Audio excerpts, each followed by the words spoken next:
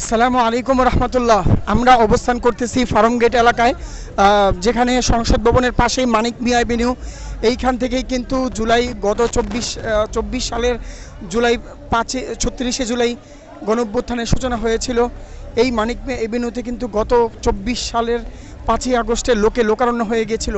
আজকের 25 সালের স্বাধীনতার এই নতুন দিবসে এসেও কিন্তু এইখানে লক্ষ লক্ষ মানুষ একত্রিত হইতেছে, যারা জুলাইকে বুকে ধারণ করে, তারা বিশ্বাস করে ফেসিবাদের কবর রচনা হোক, তারা কিন্তু আবার এখানে একত্রিত হচ্ছে।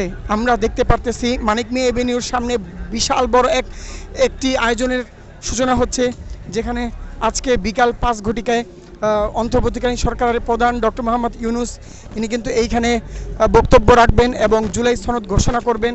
সেই জন্যই কিন্তু সমস্ত মানুষ এইখানে একত্রিত হচ্ছে।